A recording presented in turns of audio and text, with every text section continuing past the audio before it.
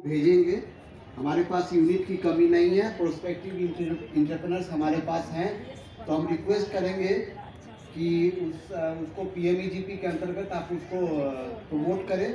और डिफ़िकल्टी ज़्यादातर बैंक के द्वारा किया जाता है, उसमें आप बुरा नहीं मानिएगा। बैंक के द्वारा कि हमारे यहाँ पहला चीज़ कि हमारे यहाँ कोई स्कीम है ही नहीं, जबकि पीएमईजीपी ऑल ओवर सभी लोगों को पता है कि बैंक के द्वारा ही करना है, लेकिन बैंक बोलते हैं कि हमारे यहाँ कुछ ऐसा भी नहीं है।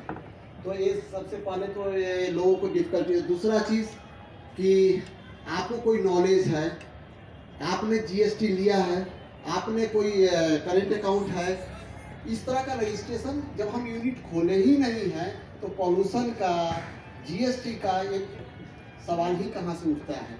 तो ये बैंक के द्वारा प्रॉब्लम क्रिएट किया जाता है।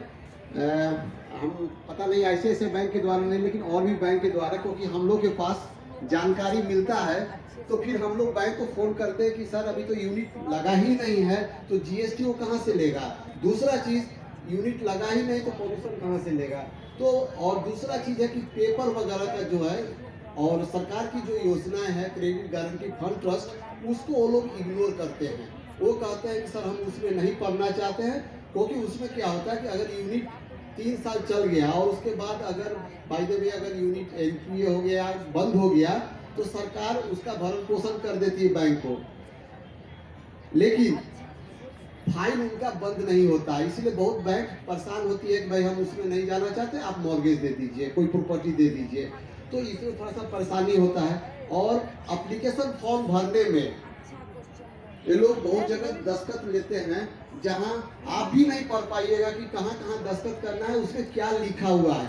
बहुत छोटा छोटा चीज़ सब लिखा रहता है और एक उद्यमी को इतना समय नहीं होता है कि, या हम भी यार कोई लोन लेते हैं उतना चीज़ हम उसको पढ़ें और साइन करें।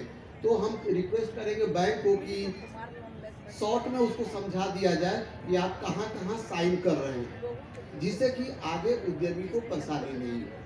अदरवाइज हम लोग तो, हमारी संस्था जो हमारी कार्यालय है, हर तरह से मदद करते हैं। जहाँ भी वो फंसते हैं उसमें हमारा चैंपियन पोर्टल के द्वारा या व्यक्तिगत तौर पर अगर हमारे पास आते हैं तो हम लोग मदद करते हैं और कोशिश करते हैं कि बैंक से बात करके उसको सोल्व कर देते हैं। और हाल ही में एक उद्यमी आए थे सर कि हमारा लोन, बैंक बोला कि आप अप्लाई करिए हम कर देंगे। अब बोलते हैं कि नहीं सर दूसरा लोन ले लीजिए। फिर हमने फ़ोन किया कि परेशानी कहाँ हो रहा है, तो सर परेशानी नहीं है, उनको हमने बोला कि इससे ज़्यादा पैसा लेने के लिए। तो हमने, जब उद्यमी 50 लाख ही लेना चाहते हैं तब उनको आप ज़्यादा क्यों देना चाहते हैं, उस योजना का लाभ उनको दीजिए। तब उन्होंने पीएमईजीपी में लोन दिया। और